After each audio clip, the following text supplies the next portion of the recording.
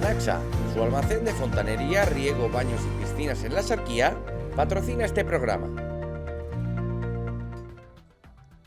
Buenas noches, bienvenidos un viernes más a Fondo en 101 Televisión, Axarquía Almijara. Esta semana vamos a centrar nuestro programa en los últimos avances, los últimos estudios que hemos ido conociendo aquí en la comarca de la Axarquía sobre algunos de nuestros enclaves arqueológicos, históricos, que no dejan de sorprendernos, que no dejan de aportarnos novedades gracias al trabajo que hacen los que lo estudian. Hoy nos acompañan aquí en nuestro programa dos arqueólogos que están inmersos en algunos de esos trabajos. Pedro Cantalejo, ¿qué tal? Buenas noches. ¿Qué tal? Muy buenas.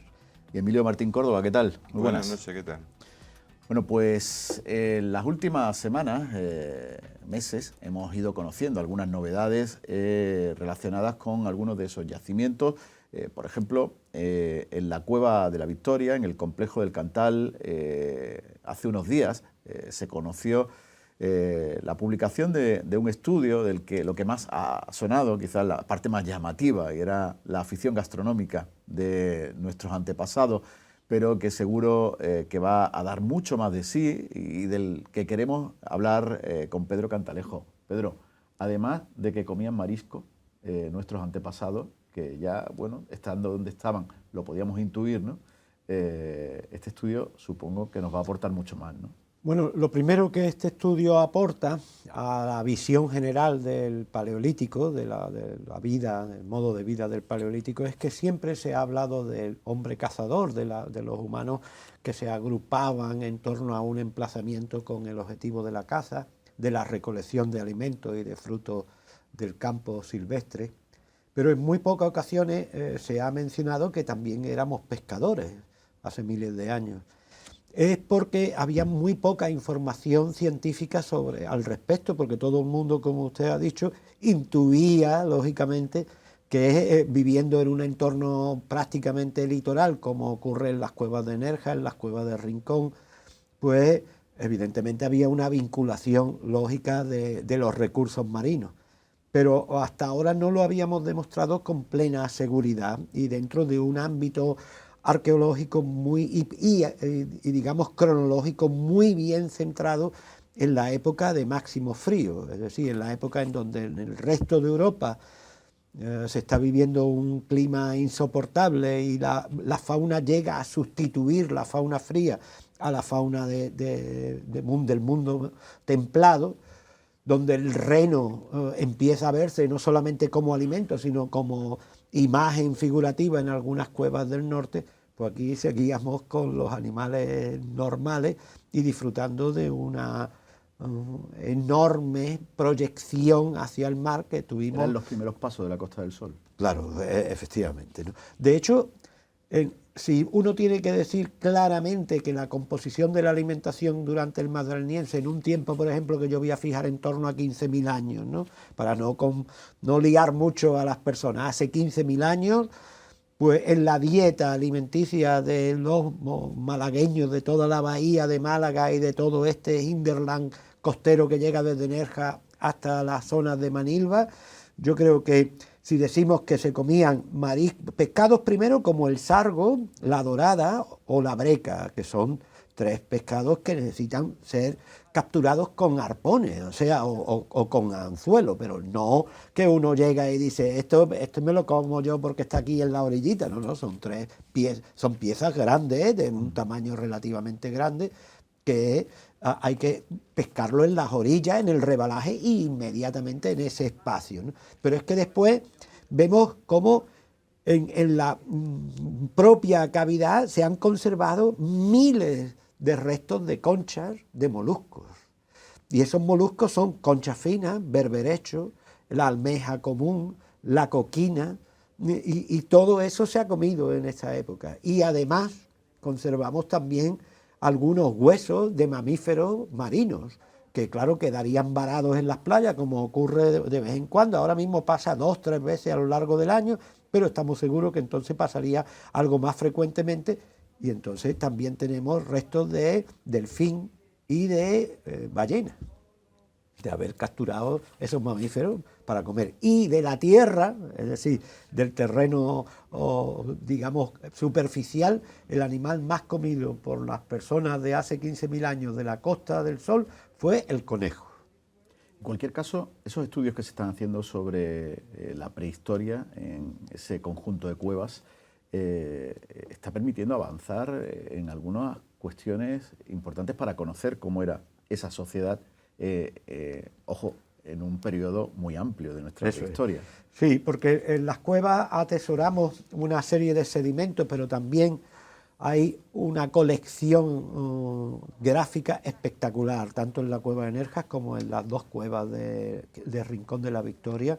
Hay una colección gráfica espectacular. Y yo siempre pienso lo mismo. Cuando nosotros encontramos una pieza excavando en el suelo, esa pieza yo siempre creo que quedó allí, fija durante miles de años, porque a alguien le dejó de ser útil.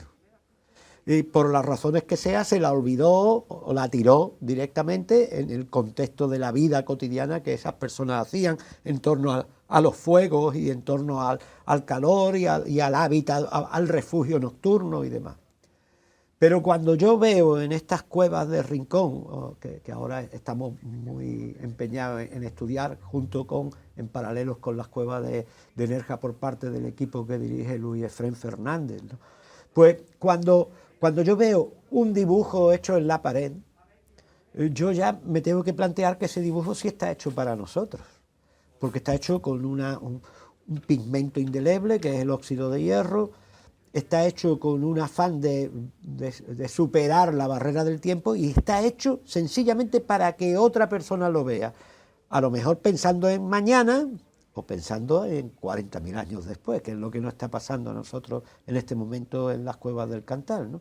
Que estamos viendo que hay acciones de pintar que fueron concebidas no para ellos, sino para los visitantes.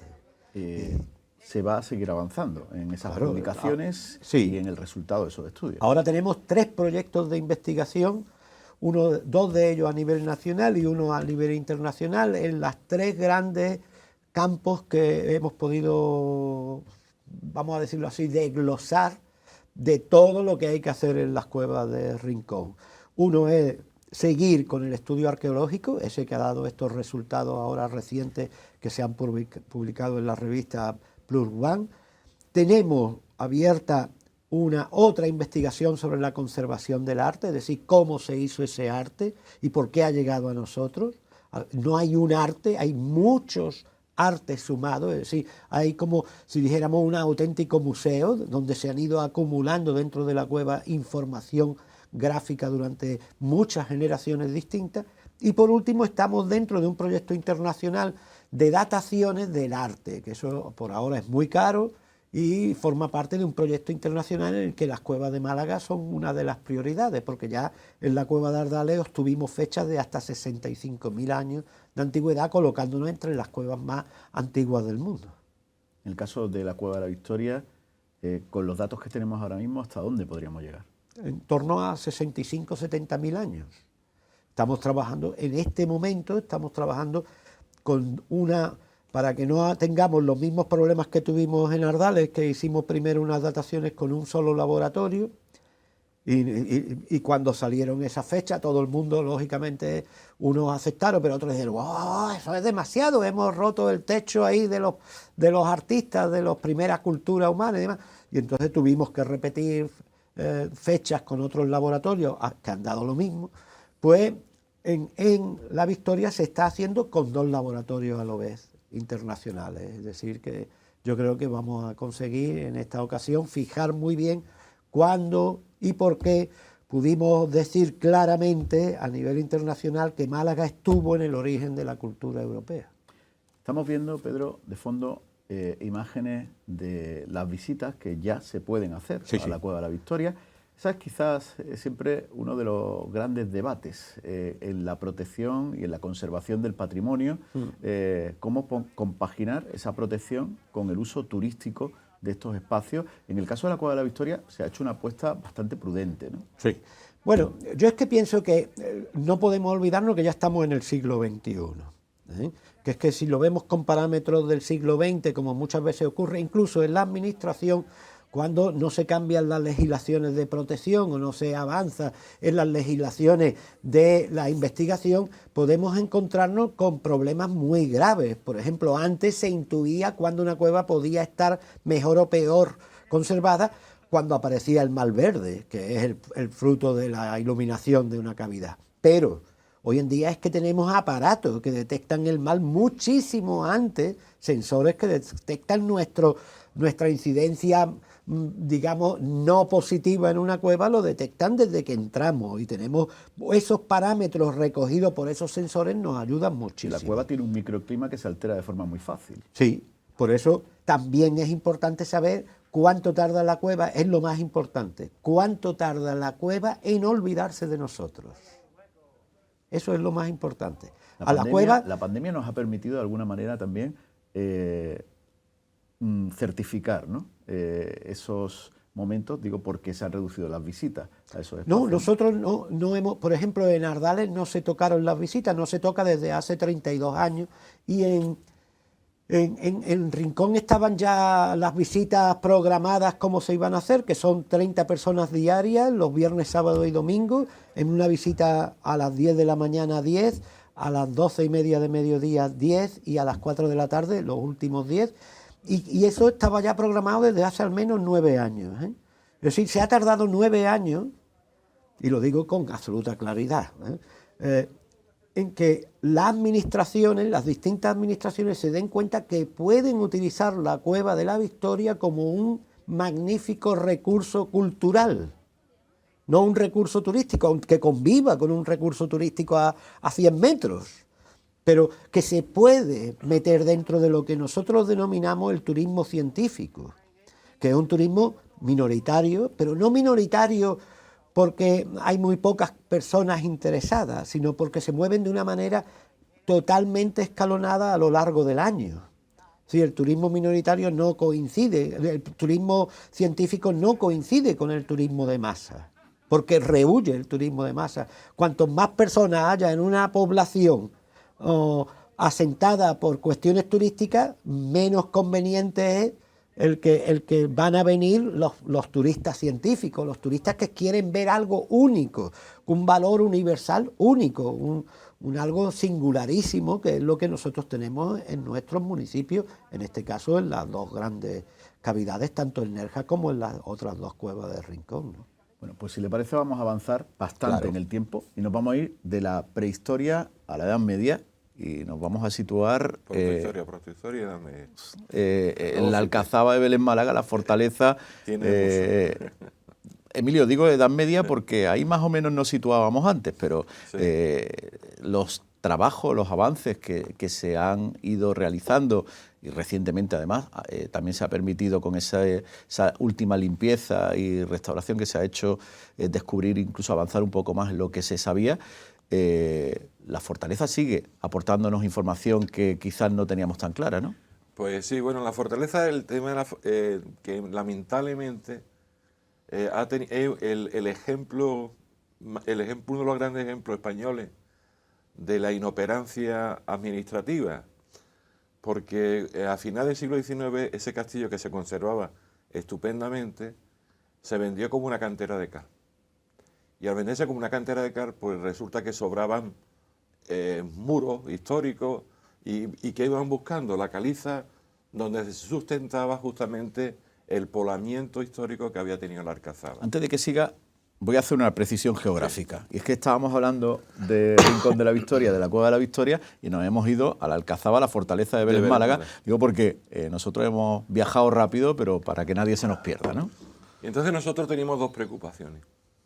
Uno, ¿qué se ha conservado con respecto a los restos arquitectónicos, que era poco? Y dos, ¿qué se ha conservado con respecto a la historia arqueológica de esa Alcazaba, de ese lugar, de esa pieza icónica en el casco urbano de Vélez Málaga?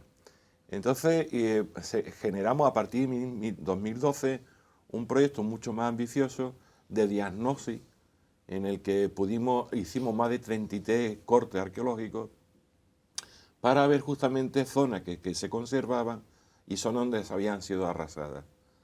A partir de ese proyecto se generó un proyecto de conservación y puesta en valor hace 9 años que se ha desarrollado en este último año. O sea, que fíjate tú, el proyecto se desarrolla hace 9 años y se ha financiado y se ha llevado a cabo este año pasado, ¿no?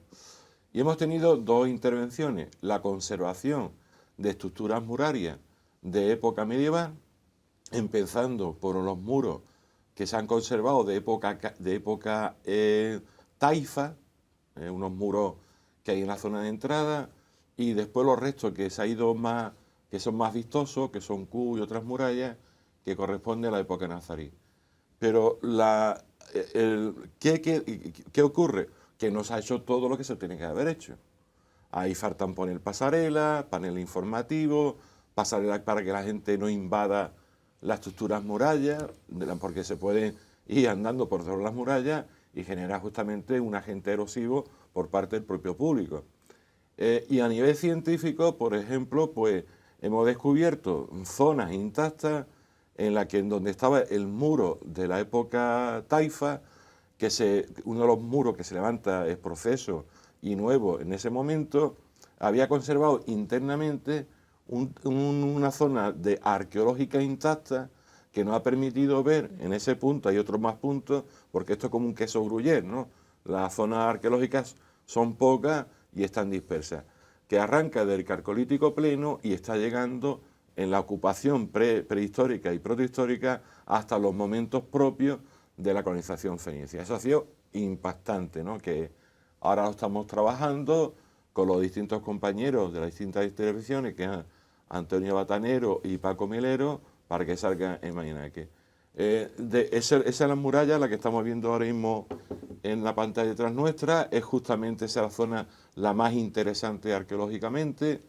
¿Y qué ocurre? Pues esa información arqueológica nos está diciendo que cuando llegaron aquí los fenicios había un poblado indígena muy destacado, que este poblamiento arrancaba pues hace 5.000 años antes de Cristo y que estuvo aquí la gente viviendo por las características que le ofrecía ese sitio, que era un lugar en la altura, defensa natural, tenían agua, porque la caliza, ellos con una simple obra de pozo ya tienen justamente agua el resto del año, y después porque tenían una vega agrícola impresionante, pero el que esté ubicado en una zona tan accidentada te está diciendo también que el conflicto del territorio estaba. Y esa característica de ser un lugar de defensa natural y de alta visibilidad en todo el territorio hizo que con el tiempo la Alcazaba de Vélez Málaga, desde época ya emiral, se levantara ahí ese castillo medieval que va a llegar hasta el siglo XIX y que lamentablemente lo hemos casi perdido, porque las pocas estructuras que se tiene, como por ejemplo la torre, fue una cosa mucho más idealista que arqueológica, y entonces lo que tenemos mejor conservado es la zona periférica. En la zona periférica, sí, los 3 cubos, esos que se miran y que dan a la zona del arroyo San Sebastián, aquí por ejemplo estamos viendo uno de los cubos, o la zona norte, que son zonas, esta muralla como la zona norte, son murallas que vienen de la Medina para cerrarse con la propia Alcazaba. De la propia Alcazaba, propiamente dicho, el muro que hemos dicho, ese muro de época taifa, el que tenemos aquí a la derecha de mi pantalla, ha ofrecido un filete estratigráfico impresionante, pero por añadidura de aquellos 33 cortes que hicimos en el 2012, nos ofrece un poblado, una especie de ópida, en la época ibérica, en que el poblado era extensivamente más grande que la época medieval, o sea, que sobrepasaba las murallas. Una vez concluida sí. esta actuación que se ha hecho recientemente sobre el territorio, ¿qué podemos esperar? ¿Qué puede dar de sí ese estudio? Por un lado, o sea, tendríamos que seguir conservando más las murallas, ponerlas en valor, crear el centro de interpretación de la Alcazaba de Vélez Málaga, porque ahí sí tiene sentido hacer un centro de interpretación, porque cuando tú ves, llega allí resto arqueológico, resto de muro o resto de cubo, que para ti se hace difícil se hace incluso difícil para un profesional. Entonces es necesario tener un centro de interpretación para que la gente, cuando vaya a hacer el recorrido por la Alcazaba, pueda interpretar cómo fue esa Alcazaba, su distinto desarrollo arqueológico y arquitectónico, y después visitarla. Y entonces hay que seguir conservando más los muros, hay zonas que todavía queda por excavar, y después a nivel histórico, en el tema arqueológico, en la zona donde está justamente, que está fuera del propio ámbito de la fortaleza, seguir excavando de una forma científica y a medio y largo plazo, porque nos va a ofrecer una información impresionante, sobre todo no por la época medieval, que lamentablemente es la más destruida, sino la época protohistórica, que es la que realmente tiene un valor añadido impresionante, porque las teorías que había en los años 60 hasta los años 90 y tanto, 2000, es que cuando llegan los fenicios aquí había un gran despoblamiento. Y por esa razón los fenicios colonizan la zona de Málaga y Granada por la ausencia de indígenas. Todo lo contrario, los indígenas estaban aquí, llega un pacto con los fenicios van a utilizar a los indígenas en su interés de intercambio con el interior, y los propios indígenas se van a beneficiar también por ser justamente la cabecera de su intercambio. Entonces esto está cambiando en estos últimos años de las investigaciones, y es una de las claves de este lugar. Pedro, hemos conocido un poco, a grandes rasgos, lo que está dando de sí el trabajo en ambos enclaves, pero este fin de semana estamos ante unas jornadas muy interesantes, las Jornadas Europeas del Patrimonio, las que además está usted totalmente inmerso, y donde la Axarquía y el patrimonio histórico, arqueológico de la Axarquía va a aportar muchísimo, ¿no? Sí, en la Jornada Europea de Arqueología que celebramos este fin de semana, pues la provincia de Málaga se ha volcado con 26 actividades.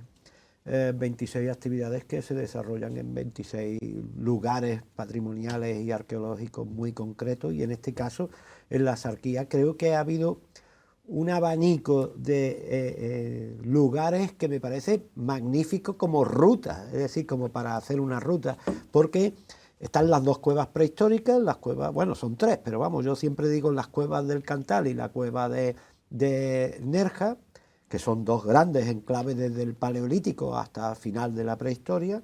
Está la villa romana del Faro de Torró, magnífico por la importancia que tiene a nivel, lógicamente, de control de ese espacio marítimo que estaba y se controlaba desde aquí, desde este cabo. Y tenemos una visita a un conjunto histórico como el de Frigiliana, que es uno de los elementos urbanísticos más interesantes de la provincia a niveles históricos, incluyendo la arqueología industrial por el tema del ingenio y la fabricación del azúcar y demás. Y por último, tenemos el MUVE, es decir, que tenemos también la posibilidad de visitar el Museo de Vélez, que aglutina todo lo que hemos dicho en un espacio museográfico extraordinario. Muchas personas que todavía no se han dado cuenta que el Museo de Vélez es un auténtico, prácticamente como un museo provincial, es decir, que tiene una categoría de museo muy por encima de lo que normalmente estamos acostumbrados en nuestros pueblos, ¿no? El Museo de Vélez, Emilio, que además nos permite, como decía Pedro, hacer un recorrido desde la prehistoria a lo largo de nuestra historia para conocer prácticamente, porque además no es un museo de Vélez, el MUVEL es un museo de la comarca. Esa es la suerte que hemos tenido, ¿no?, de disponer de una serie de colecciones que han venido por excavaciones o colecciones privadas, ¿no? El caso de Miguel Ranea, que hay que resaltarlo, porque la colección industrialítica que hay en el Museo de Vélez Málaga difícilmente se conoce en otros museos, ¿no? Y es verdad que se puede hacer una retrospectiva desde el Paleolítico hasta el siglo XVIII de la comarca, es impresionante, ¿no? Y ahí está el objetivo que tiene el MUVE. Y bueno, tenemos también la circunstancia de que el MUVE ya está en la red de museos de hace 2 años, en que independientemente por las circunstancias administrativas de la propia Junta o por el tema del COVID, con lo cual dice que en favor del museo, que ha cumplido todos los requisitos en su característica como elementos museográficos, de seguridad, etcétera, etcétera. Y la verdad que es un museo, ya me lo ha dicho mi compañero Pedro, es un museo de muy buena calidad, ¿no? Tanto expositivamente, por los elementos que se tiene y demás. Pedro, quizás en la Axarquía, aunque los profesionales de la arqueología colaboráis mucho entre vosotros, pero luego no se percibe esa serie de exponentes de nuestro pasado de forma global. Y ahí sí se podría avanzar bastante más, ¿no? Bueno, están todas las piezas necesarias para tener una identidad sárquica perfecta. Es decir, cualquier listo que diga voy a componer una historia de la Axarquía lo tiene relativamente muy fácil, porque se han avanzado en todos los campos de la investigación, tanto arqueológica como histórica, y podemos arrancar desde la época de los neandertales hasta la actualidad sin interrupciones, siendo los platos fuertes de la Axarquía, creo yo, primero la prehistoria y segundo el mundo fenicio, para terminar dentro, lógicamente, del mundo medieval, ¿no? Hay también, a partir de dentro de muy poco, una incorporación hermana a la del Faro de Torró, a la villa romana del Faro de Torró, que va a ser la villa romana de Benagalbón, que creo que va a ser un hito importantísimo en el futuro de esa oferta cultural y patrimonial que va a brindar la Axarquía. Entonces, están todas las mimbres. Es decir, se puede perfectamente decir que la Axarquía jugó un papel importantísimo en la historia desde el principio de los humanos, desde mucho antes de que existiéramos nosotros, los sapiens sapiens, en este territorio, pero que después hay una cohesión mental, territorial, pero también humana y cultural en este espacio que estaba situado al oriente, a Levante, que por eso se llama Axarquía, lógicamente. Emilio, queda muchísimo por hacer en la investigación arqueológica en nuestra comarca. Mucho, mucho. Desde los fenicios, de lo medieval que queda, bueno, se ha dado muchísimos pasos, pero los pasos que por investigar y por excavar muchísimo. Y por parte, eso por parte de científicos, pero por parte también de políticos. Por ejemplo, políticamente se han hecho pasos importantes, como el MUVE, como la villa romana de Benagalbón, el poner en valor justamente las cuevas de Rincón de la Victoria, lo que ha dicho Pedro de que ahora tenemos esa pieza excepcional de la antigua villa romana de Benagalbón, que está abajo del bloque y su puesta en valor es algo impresionante. Después tenemos el Museo de Friginiana, la propia cueva de Nerja, el Museo de Nerja. O sea, cualquier tour operador, cualquier grupo Incluso escolar. tú has colaborado, has trabajado estrechamente con los municipios del interior en el estudio de la zona del boquete de Zafarraya y lo que ha aportado también eso en el estudio de nuestra prehistoria, ¿no? Nos falta poner justamente que la gente, las autoridades se dé cuenta de que no somos piezas aisladas, sino que somos piezas que se pueden interconectar y darle justamente las posibilidades turístico-culturales que hay. Bueno, es que tú hablabas del colectivo arqueológico. Es que Pedro, de que yo lo conozco, de principio del año 60, ha estado aquí en la Axarquía.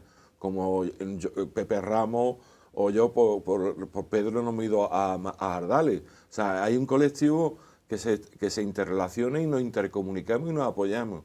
El tema es que el político vea las posibilidades que tiene poner en valor justamente el patrimonio arqueológico. Y en la zona alta de la Axarquía, por ejemplo, yo hice la propuesta, la ruta de los neandertales, entre comillas neandertales, porque se ve cómo los neandertales gravitaban en la época del verano en toda la Axarquía, pero era una excusa, un nombre para dar a conocer una interrelación que ahora mismo la administración rompe, que es la provincia de Granada con Málaga. Eso no existe ahora. Hay una gran intercomunicación, una gran interrelación humana y cultural en toda la Alta Axarquía, y aparte hay un patrimonio arquitectónico, arqueológico excepcional en la Alta Axarquía, etnológico, que es para que estos municipios se unieran y dijeran, y vamos a poner esto en valor. Después, ¿cómo se pone esto en valor? Pues fijaros la iniciativa que tiene Ardales, como tiene Rincón, que en este caso, cuando tú tienes posibilidades administrativas de hacerlo, pues recurre a una empresa externa y te gestiona justamente esos recursos. Bueno, pues podríamos seguir hablando de nuestra historia muchísimo más, de nuestra prehistoria, de todo lo que aporta la arqueología, la comarca de la Axarquía, pero se nos acabó el tiempo. Al menos hoy hemos querido poner en valor lo que se ha avanzado en esos dos enclaves interesantísimos como la Cueva de la Victoria o la Alcazaba, la fortaleza de Vélez Málaga. Pedro Cantalejo, Emilio Martín Córdoba, muchas gracias, Muchas gracias a vosotros por estar en A Fondo y por aportarnos lo que vais conociendo a través de esas investigaciones. Muchísimas gracias. Gracias a 101 y sobre todo a ti porque siempre estás ahí por la cultura en la Axarquía y hay que agradecértelo también a nivel personal. Bueno, pues a todos ustedes también muchísimas gracias por haber estado un viernes más siguiendo la actualidad en A Fondo, este fin de semana centrándonos en la actualidad de nuestra arqueología, de nuestro patrimonio, que como han podido comprobar es muy rico y sigue deparándonos sorpresas muy interesantes. Buenas noches.